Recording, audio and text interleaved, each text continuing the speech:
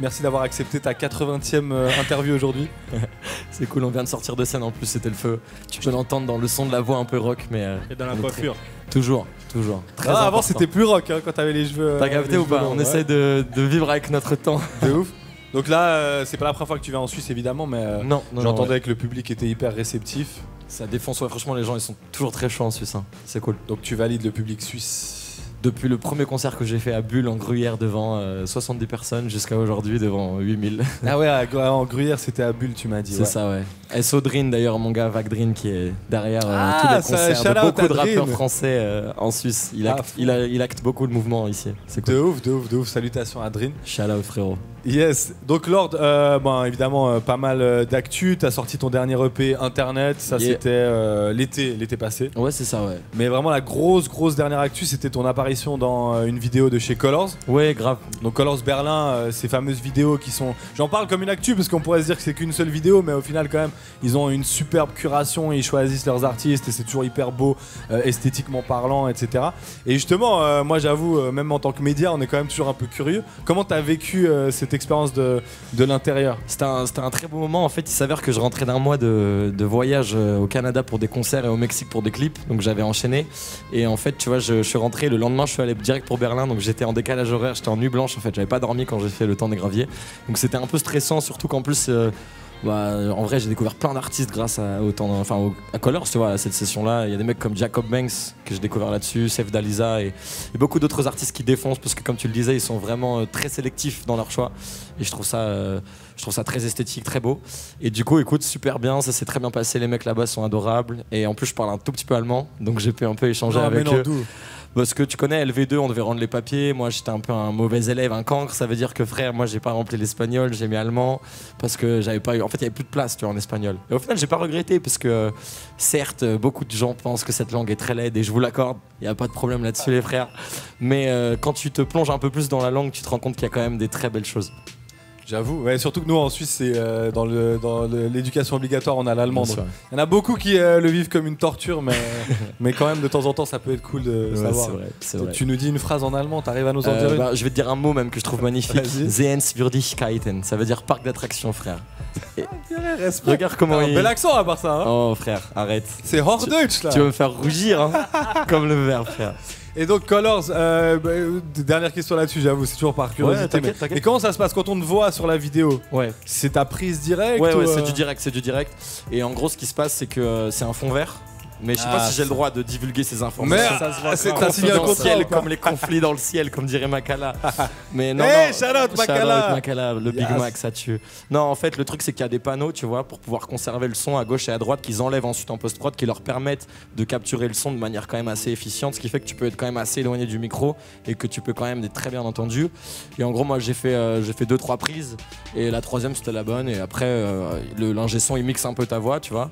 Et puis t'arrives avec ton instru et le look c'est toi qui choisis. Donc moi j'ai décidé de mettre en avant une marque qui s'appelle North Hill Paris qui m'a entièrement habillé de la tête aux pieds. Et en fait c'est des jeunes entrepreneurs parisiens qui sont un peu éco-responsables parce qu'ils ont des vêtements qui sont faits à Paris avec des textiles qui sont faits au Portugal, donc bien loin de la chaîne de production au fin fond du Bangladesh par des enfants quoi.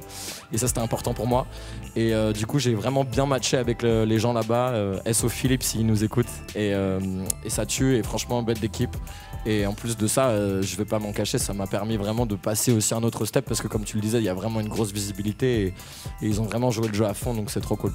Nice, merci pour ces infos croustillantes. Quand on regarde, quand on regarde leurs vidéos, on se pose toujours un peu. Mais moi le premier. Hein. Et d'ailleurs, il y a des contrats de confidentialité de ouf. Que tu viens de bafouer. Ouais, bah en fait, à moitié, parce qu'il y a des trucs que je peux pas te dire que j'ai dû signer, mais déjà, ne serait-ce que le lieu en fait, de l'emplacement, tu vois, du studio, t'as pas le droit de prendre des photos pendant que tu y es aussi. Ah ouais. Et donc tu vois, tu choisis pas la couleur non plus. Tu peux questionner si Crary elle te plaît pas et tout, tu peux dire ouais frérot là t'as forcé. Mais je pense que c'est beaucoup accordé à comment tu t'habilles et ton univers musical aussi. Mais t'as l'impression qu'ils ont jamais mis 2 fois la même couleur. C'est vrai. Pourtant ils sont presque à 300 je crois là. Donc tu dis mais... C'est vrai ça fait déjà... C'est dingue hein. Ça fait déjà 300 putain. Ouais, c'est abusé hein. Il y a quelqu'un en ligne qui demande possibilité de collaboration avec un Suisse. Grave, bah j'espère hein. Après les Suisses ici bah on les connaît tous, je pense c'est Dime, Slimka, Makala. Après il y a peut-être d'autres gars qui sont de la nouvelle génération, vous avez des noms un peu vous en tête? Quand même d'autres. J'avoue, c'est les seuls que. C'est les têtes de série, ça. Et puis surtout, ils ont une réputation scénique de ouf, tu vois. Ils sont réputés pour tout brûler partout. Mais à Lausanne aussi, ça commence à émerger. Moi, je dis parce que je viens de là. Ah, tu commences. Non, mais je suis obligé. Mais ça m'intéresse. On est Genevois, donc ça m'intéresse. Donne-moi des flocons. Ah, mais oui, comme un flocon. Mais frère, on a le même management. Il est vénère. Il tue Salsa, le son Salsa. J'ai grave kiffé. Non, j'avoue, lui, il tue. Mais en plus, c'est marrant que tu dises ça parce que j'avais lancé un projet sur la première partie de la tournée avant internet qui s'appelait Lord Esperanza dans ta ville, et en fait j'avais fait un clip dans chaque ville de la tournée, 10 villes en France, avec à chaque fois un réalisateur de la ville, un jeune en moyenne entre 16 et 20 ans, tu vois. Et le concept c'était très simple, c'est qu'on a fait 10 clips de 10 morceaux assez ego trip, assez freestyle, pour que chacun puisse s'exprimer sur les freestyles, les effets, les glitches, les tout. Et en gros après on a fait voter la communauté, et du coup là je continue ce projet, mais je le fais à échelle internationale. Donc je l'ai fait avec une rappeuse mexicaine, un rappeur canadien, un chanteur new-yorkais, et là on commence à le faire en Europe. Et donc je reviendrai peut-être en Suisse, j'espère. Donc peut-être que ça peut être l'occasion de faire un truc avec Comme un flocon, par exemple. C'est sûr. Et il y a de quoi faire. Hein. Mais viens plus en été parce qu'en hiver c'est chaud. Les caméras elles tournent pas ici. En même temps, même en été, Comme un flocon va te refroidir, mon ami. Oh, t'as dit il va fondre, mon gars de Lausanne. Il va te refroidir. Ça tue ce qu'il fait. Le son Robocop aussi. Ouais. Ah, il connaît. En fait, je te dis, c'est très marrant, c'est le même manager en fait. Le gars qui s'occupe de moi depuis le début. Mais pour nous, c'est big, hein, parce que quand les gars d'ici ils signent en France, mais trop content. Mais il a fait le Mama Festival et tout, il commence à rentrer dans les institutions, dans sa défense, il est très bon. Et l'image, le gars il danse un peu et tout. Et franchement, Robocop ça tue le clip. Incroyable. Et il a mis plein de petits influenceurs un peu d'Instagram qui font résonner aussi en France et tout. Non, ça tue. Et puis bien sûr, le trio légendaire de la Super Wack aussi, inévitablement. Donc on espère te voir prochainement pour Lord Esperanza dans ta ville avec un rappeur, rappeuse, chanteur, chanteuse suisse. On revient peut-être un peu à ton projet quand même, donc ce EP internet. Yeah. Sur le titre Le Roi du Monde, tu dis que en gros ton daron croyait pas vraiment en toi, il montre une courbe avec les statistiques et tout ça, et que désormais tu vaux 1 demi-million d'euros. Fax, t'es chaud sur moi. C'est un fait ou c'est une image? Les deux choses sont réelles, mais pour te remettre en contexte, ce qui se passe c'est que en gros il a pris une feuille, tu vois, il a tracé une abscisse, une ordonnée, tout simplement, il a fait une flèche. Dans la flèche en haut il a mis un rond. Il a mis Crary, les gars qui m'inspirent, ça veut dire qui Damso, Relsan, Stromae, enfin tu vois les grands artistes qu'on connaît tous. Il connaît déjà un peu, s'il peut les nommer. Parce que c'est moi qui l'ai fait découvrir, tu vois. Okay. Mais après c'est un daron un peu ouvert sur le monde, assez paradoxalement, tu vois. Et après il a montré le bas de la courbe, tu vois. Il m'a dit toi t'es là, tu vas y rester, tu vois. Je t'avoue, je suis sorti, j'étais en mode oh oui, ça fait mal, tu vois. Et du coup, en fait, 2 ans après, j'en ai fait une phase parce que ça fait partie de mes messages, tu vois. Là, d'ailleurs, c'est une exclusivité pour vous en direct. Je vais sortir un morceau là. Deuxième ce soir, deuxième exclu. Dans quelques jours, là, ça ne serait tardé. Mercredi, normalement. Enfin, mercredi soir, 18h, là. Ça s'appelle Believe. Et en gros, c'est un morceau que j'ai fait avec 314, une équipe de réalisation. En fait, à la base, c'était leur show réel, tu vois. Donc, toutes les images qu'ils ont shootées en 2018. Et moi, j'ai écrit un texte sur des images. C'était la première fois de ma vie que je faisais ça, tu vois. J'ai écrit vraiment chaque lyrics sur les images. Et en gros, le message de la vidéo, c'est vraiment croire en soi, pousser les jeunes générations à se retrouver, ne pas faire de différenciation sociale, ethnique, etc. pour vraiment être unis, tu vois. Aujourd'hui, 2019, Internet, enfin, tu connais, hein, c'est exactement ce que vous êtes en train de faire finalement en me donnant l'opportunité d'en parler, tu vois.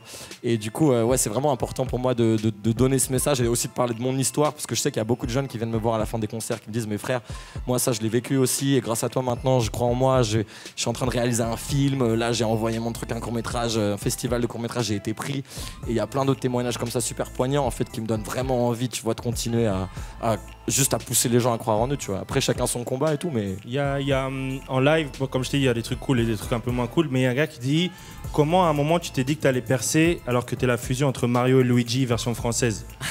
Les gens, ils ont vraiment posé ça ou quoi? Regarde. C'est toi encore qui dis des conneries. C'est Randy Ginn qui a posé cette question. Comment il s'appelle, tu dis? Ouais, il s'appelle Randy Ginn, c'est un ouf. Il vient de remixer la question là. Arrêtez, non, en fait, c'est quoi? Derrière, il y a une question intelligente. Il y a une question intelligente. T'arrives sur un marché où physiquement, tu ressens pas à ce qui marche. Pour moi, c'est ouf. Parce que ça veut dire que tu t'es lancé dans un truc où on a l'image, entre guillemets, des gars qui font du rap, qui peuvent faire des 1 contre 1 demain dans la rue. Tu vois ce que je veux dire? Et moi, je trouve. Non, moi, je trouve. C'est marrant que tu dis ça parce que dans moins d'un mois, ici même, il y a un mec qui s'appelle Lompal qui vient et qui est quasiment en train de sold out. Et en vrai, tu vois, c'est un babtou. Et c'est ça qui est ouf. Parce que ça veut dire qu'aujourd'hui, tu peux faire ce que tu veux. Il faut pas s'arrêter à ce qui marche. Il faut se dire que moi, je vais marcher plus tard. Tu vois ce que je veux dire? Tu sais, on parlait de Damso un peu plus tôt. Je sais pas si t'as vu son clic récemment qu'il a fait avec Mouloud Achour, qui est assez exceptionnel. Et dans ce clic là, tu vois, il dit l'interview qui dure 50 minutes, il dit en fait il faut faire ce que t'aimes jusqu'à ce que les gens apprécient. Il faut pas se formater, tu vois. Et en fait, dans toutes les histoires des grandes révolutions, qu'elles soient industrielles ou artistiques, il y a toujours des cas où les mecs ils créent une rupture, tu vois. Et en l'occurrence, moi je suis pas dans la rupture, je ne fais que ouvrir des portes, enfin enfoncer des portes qui ont déjà été ouvertes, tu vois. Parce que le rap de Blanc, le rap de Yankee, ça fait 5 ans qu'il est en top des charts, que les mecs ils font des 500 000 ventes partout, qu'il y a des Bercy qui se remplissent avec des familles entières, des Big Flo Oli, des Nekfeu, des Orelsan. Donc en fait, moi je suis pas novateur dans ça, c'est juste que j'ai été inspiré par eux et par beaucoup d'autres, comme Damso, comme Maître Gims bien avant, qui est clairement le sensei, le premier gars que j'ai eu, tu vois, avant. Maître Gims, ça? Ouais, au tout début, je sais pas si vous connaissez l'époque où ça rappait fort. Ah ouais, quand même, attends, ça, son d'assaut à 30%. Ouais, voilà, exactement. En fait, moi j'étais au lycée dans le 9e, enfin surtout au collège, et eux ils viennent de rue Milton, tout ça, donc j'étais pas loin. Et j'ai grandi dans le 18e, du coup c'était juste à côté. Ils avaient fait un truc avec. Ils avaient remixé le nom du Seigneur des Anneaux, la Terre du Milieu, Ouais, un truc comme ça. exactement. Et ils faisaient des freestyles dans la L'écrasement de rue. tête, tous ces EP là, ça tue. Maître Gims, ça m'a 30%. choqué aussi. Ouais, bah moi c'est Ouais, le gars bien qui sûr. m'a donné envie de rapper en fait. Ouais. Le premier contact que j'ai eu avec le rap, c'était avec MC Solar. C'est mon daron qui m'a fait écouter le morceau La Belle et le Bad Boy. Je sais pas si vous avez ce track. Et l'autre morceau là sur la meuf, je suis là. Caroline. Ouais, Caroline. C'est Caroline. ça, bien vu. Et après, le deuxième, c'est Gims. Parce qu'en fait, pour moi, c'est peut-être avec Booba l'un des meilleurs rappeurs de l'histoire de France. Tu vois. Ah, c'est ouf ça. Belle, Juste, je fais une parenthèse, on a un gars qui nous harcèle en ligne. Il veut vraiment que tu ailles écouter un rappeur qui s'appelle KT-Goric. Une Ah, rappeuse. mais je connais, je Ah, connais. une rappeuse. J'ai fait- Non, mais il j'ai n'y a pas marqué. fait- Mais ça c'est vrai, mais c'est une rappeuse J'ai fait catégorie. Rentre dans le cercle avec elle. Dans Ah le ouais, document. catégorie. Elle avait des maquillages sur le. Exactement. Et elle tue. On en parlait un peu plus tôt. On parlait de l'engagement un peu, tu vois, de la musique, d'essayer d'utiliser le début de notoriété naissant qu'on peut avoir pour transmettre un message aux nouvelles générations. Parce que il y a beaucoup de gens qui prennent les rappeurs, les grands rappeurs aujourd'hui, qui pètent tout en exemple, tu vois. Exact, Et c'est pour ça exact. que par exemple, t'as autant le côté négatif avec les mecs qui sont sous lean, sous codéine, machin, sous joint et tout, et du coup les jeunes répètent ça et reproduisent pour pouvoir être comme leurs idoles, comme des mecs et des femmes, et ça c'est rare dans le rap et c'est cool, qui est catégorique, et des gens comme elle qui commencent vraiment à donner, tu vois, des valeurs, et elle défend beaucoup aussi le système, l'écologie, elle est vraiment anti-système, tu vois. Shout out catégorique. Elle tue, en plus, ça la Shout tue, out ça, elle est trop Mago, forte. Yeah, shout Mago. out. Catégorique, c'est Justement, Mago. Est-ce que c'est l'art qui imite la vie ou est-ce que c'est la vie qui imite l'art? En fait, l'art, c'est le reflet de la société, depuis toujours, tu vois. Donc finalement, la vie s'en inspire. Et inversement, tu vois. Moi, si j'avais pas vécu ce que j'ai vécu ce soir, par exemple, cette interview, c'est sûr que dans moins de 2 semaines, je vais forcément sortir une phase par rapport à ce qui a pu se produire, tu vois. Genre en on mode- espère, mais une positive, hein, pas. Bah, si t'en vu- fais une négative, tu le cites Vu que, lui, la hein. vibe est bonne, elle sera Yes. positive parce que vous êtes souriant, que vous m'accueillez et que je suis trop honoré d'être là, tu vois. Après, Merci. forcément, c'est la vie, il y a des hauts, des bas, il y a d'autres trucs qui m'inspirent. On parlait de l'exemple de la courbe avec le daron là. Ça, c'est un truc qui m'a inspiré qui était négatif, mais au final, j'en fais une force, tu vois. Et je pense que c'est important. Et vous-même, vous êtes acteur de ça à travers.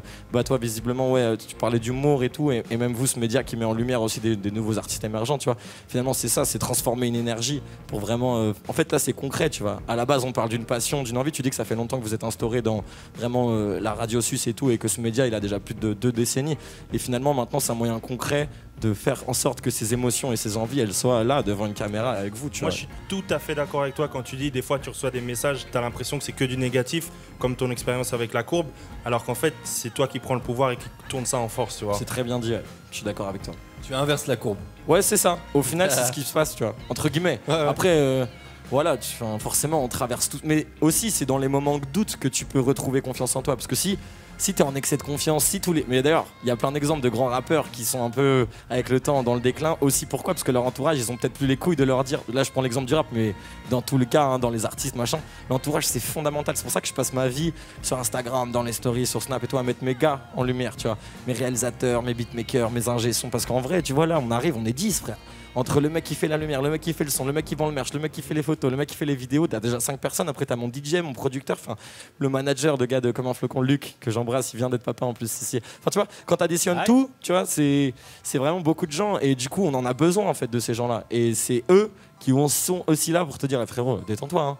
Y a rien, en fait, ce qui se passe là. C'est des chiffres sur Internet, tu vois. C'est Exactement, finalement. parce que souvent, on pose la question aux gens, tu fais quoi si demain, tous les réseaux sociaux ils sont supprimés? Ouais, c'est ça. Et d'ailleurs, finalement, et c'est pour ça que moi, ce TP, il s'appelle Internet, je serais pas lassant, tu vois. Et toi non plus, je crois que t'es un peu influenceur, c'est ça? Et ben, en gros. Influencé surtout. Influencé et influenceur, mais l'influence, c'est cool. Sous influence, peut-être même. Mais toujours est-il que, en vrai, je pense que tu vois.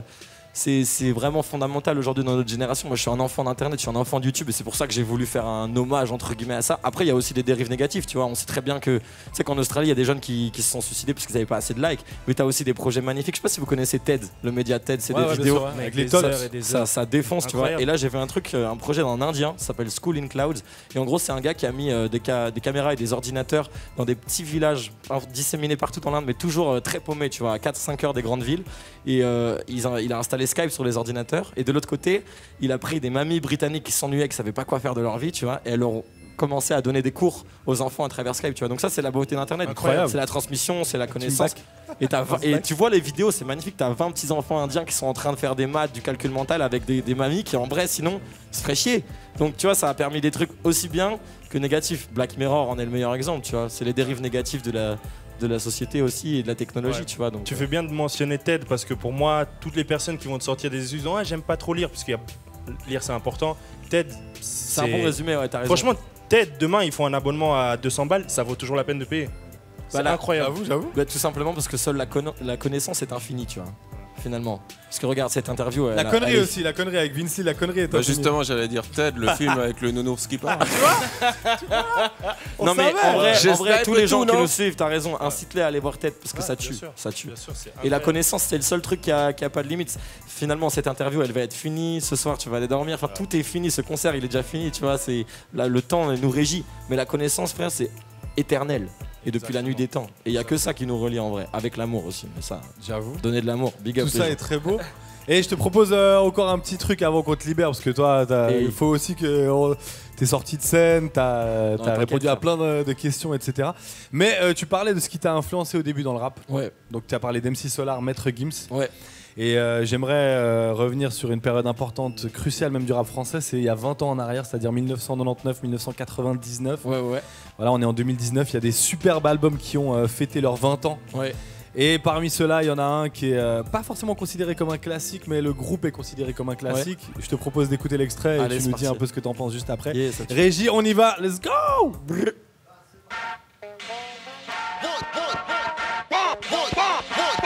Je te livre un truc qui te fait des bancs, hey, c'est bon hein. Sorti fraîchement de tes enceintes, tapement 5, on fête la sortie de l'album. Oh, t'es venu tout seul mais faux, être accompagné de go. En duo face au même duel, tu connais le thème. Thune, choun, gun et blunts de skunk. Quelques lattes et goodbye, et tant pis si t'as pas le funk à bord du Voltaire. THC 740. Voilà, tu reconnais donc le groupe. Ouais. Je connais l'empreinte vocale. Ouais. Jeune coupable et libre. Mais c'est pas c'est marrant parce que de cette époque, moi j'étais plus. Enfin, on m'a transmis plus Lunatic, tu vois. Ouais, vraiment cet album. Donc ça c'est X-Men. Ouais, X-Men, pardon, ouais, bien sûr. Non, bien sûr, mais comme ça, parce que tout le monde ne reconnaît pas forcément. Ouais, le morceau c'est 111. Yeah. L'album Jeune coupable et libre qui est. Il y a des divergences sur la date de sortie, mais sur leur compte YouTube officiel c'est marqué janvier 99, donc ça voudrait dire exactement il y a 20 ans. Et ouais, et donc tu disais, mais en fait toi c'est normal que t'aies pas pu connaître en tout cas à l'époque parce que t'es né en 1996 en fait. Exactement. Moi j'ai 22 ans. J'ai 22 ans, donc en fait je connaissais pas. Après je suis allé quand même. En fait j'ai la chance d'avoir un frérot qui m'a aidé depuis le début, tu vois. Il m'a trouvé dans un studio, j'avais 17 ans, il m'a enregistré gratuitement dans son salon, tout ça. Il s'appelle Flavien. Et lui il a 33 ans. Il a beaucoup écouté de rap, il en a même fait. Et il y a un moment où ça aurait pu marcher pour lui, puis finalement il a voulu suivre son groupe qui est mort 2 mois après. Donc voilà, bref, c'est son histoire. C'est quoi son nom de rappeur à Flavien? Frérot, c'était VIA. Okay, tu pourras trouver des trucs sur YouTube, mais en tout cas maintenant c'est un conseiller de l'ombre et tu sais j'ai créé mon label aussi. Je produis 2 artistes sur ce label. Le label s'appelle Par Amour, les 2 artistes s'appellent Delati et Sally et je l'ai mis en management. Donc finalement la boucle est bouclée. C'est un gars qui m'a aidé au début et aujourd'hui on va pouvoir vivre ensemble communément de la musique, tu vois, et ça c'est beau. Et ce que je voulais dire c'est que lui il a joué un rôle fondamental pour moi parce qu'il m'a aussi donné cette culture du rap un peu plus 90s que j'avais pas forcément, parce que moi je te dis j'étais trop bousillé par les Gims, par les Mr. You, par tout ça, et ça c'était vraiment plus tard quoi, c'était 2005, 2008 machin. Mais ce qui m'a marqué, bon inévitablement c'est Booba, Temps mort. Après je crois que c'est dans 2 ans, c'était 2002, donc je crois qu'on fêtera les 20 ans dans 2 ans. Ah ouais, je sais Temps mort c'est quoi, c'est 2002 non? Parce que Lunatic c'est 2002. Ouais, les internautes ça dit quoi? Je crois que c'est 2001. Allez faire du fact-checking, sauvez-nous là. Il y a un gars en ligne qui demande Milok, il dit c'est quoi tes influences littéraires aussi? Tu as vraiment une belle plume. Ah merci Méloc, ça tue. Écoute, c'est assez large, hein, mais en vrai j'aime beaucoup les auteurs classiques comme tout le monde je pense, tu vois. J'aime beaucoup Ernest Hemingway par exemple. J'aime les poètes maudits. Hein. Je suis à propos de Rimbaud et de Baudelaire, mais bon, ça c'est pas très original. Je pense que comme tout le monde un minimum, tu vois. En tout cas, tu vois, des plus grandes œuvres. Après, j'aime beaucoup Émile Zola parce que c'est quelqu'un qui en fait avait une approche très sociale dans l'écriture. Tu sais, il a fait toute une série qui s'appelle Les Rougon-Macquart. Et en fait, ce qu'il faisait, c'est qu'il allait dans des cafés et dans des bars pour écouter la classe ouvrière. Et de ça, il s'inspirait pour écrire. Et il y a une autre anecdote aussi sur Flaubert que j'aime parfois donner parce que ça révèle vraiment l'ampleur de son génie.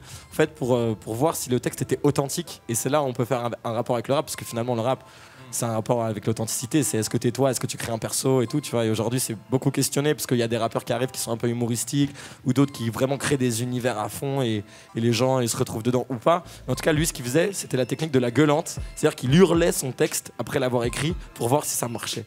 Donc voilà, c'est un des auteurs aussi qui ça marchait auprès des gens qui l'écoutaient ou lui Non, lui-même dans sa maison, je crois qu'il était en Normandie à un moment en tout cas quand il a écrit son plus beau roman Madame Bovary et en gros il lisait après avoir écrit une page, il hurlait pour voir si ça sonnait bien, est-ce que c'était concret, authentique, tu vois. Il allait vraiment à l'essentiel, tu vois. Là t'as un jeune rappeur qui vient de voir, t'as un livre à lui donner pour commencer à lire, à s'intéresser à tout cet univers, qu'est-ce que tu lui donnes? C'est une question complexe, hein. En vrai, elle est très belle cette question, on me l'a jamais posée. Mais là, de bout en blanc, c'est ça l'expression. Je pense que je l'inviterais à lire peut-être. En vrai, ah ouais. Mais ça, c'est pas un roman, c'est plus un livre autobiographique. Ça s'appelle Le Cosmos et le Lotus. C'est écrit par Nguyen Ben Thien, un truc comme ça. Donc en gros, l'histoire elle est fascinante parce que c'est un gars qui a grandi au Cambodge. Donc il avait une famille bouddhiste et après il est devenu astrologue mais de l'espace. En mode le gars, enfin de l'espace, l'expression. Hein. Enfin en gros il est devenu trop chaud, tu vois. En mode au point où il a fini par enseigner dans des énormes universités américaines, au MIT et tout. Et ce qui est très intéressant, c'est que le livre est fait en 2 parties et il parle autant de l'aspect spirituel parce qu'il a grandi dans une famille et dans une culture bouddhiste, donc du rapport à Dieu et à la création de l'univers à travers finalement de la spiritualité et le rapport des énergies, et le rapport très scientifique de la création d'une étoile, des molécules et tout. Et en fait, il laisse une fin ouverte.